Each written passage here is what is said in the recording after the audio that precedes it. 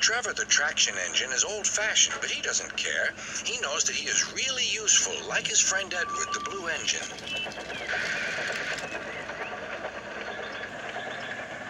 Early one morning, Trevor was chuffing about the vicarage orchard. He had important news for Edward.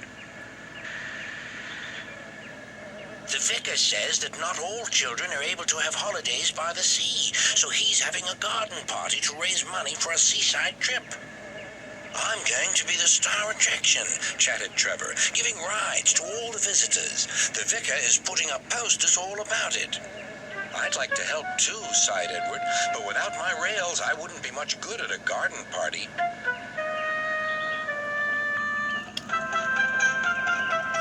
It was a beautiful day, but Edward was worried. I wish there was something I could do for the party, he said. I'd like to be helpful, like Trevor. Edward's driver laughed. You're helpful in your own way, and that's on the railway. It's on the railway.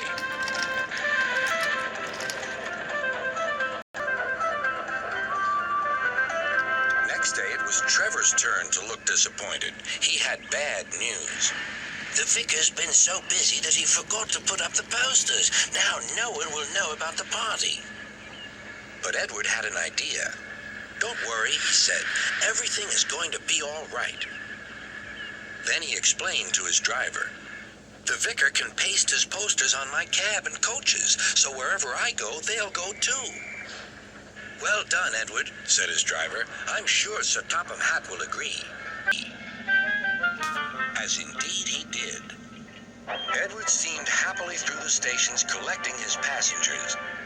Look, they said, the vicar is holding a party. We must go to that. Later, Trevor was resting in the orchard shed when Bertie rolled by. Hello, Trevor. Why are you dozing there like an old stick in the mud?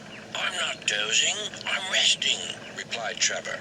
Then he told Bertie about the vicar's party. I'll be there too, boasted Bertie. I'm not sure people will want to ride on an old traction engine after traveling in a smart red bus like me. The party day arrived.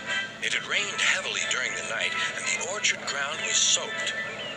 Rain and mud won't spoil my day. Rain and mud won't spoil my day, said Trevor.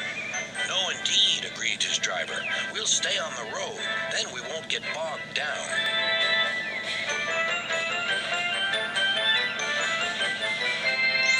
Trevor was soon busy trundling up and down the quiet country lane, carrying lots of laughing children.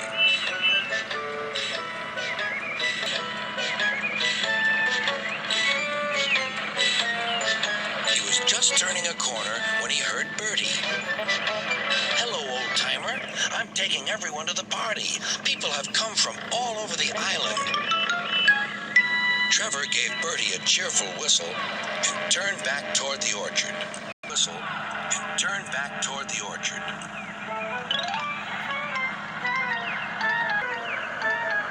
Then there was trouble. Help, I'm stuck, shouted Bertie. His wheels had sunk deep in the orchard mud. Terence the tractor arrived just in time.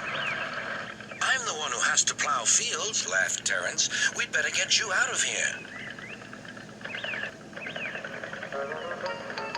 Using strong ropes, Terence and Trevor pulled Bertie clear of the mud. This will teach Bertie a thing or two, Trevor chuffered to himself. At last, Bertie was on the road again. Thank you, Trevor. You're not a stick in the mud at all. No, smiled Trevor. but you were, just for a little while.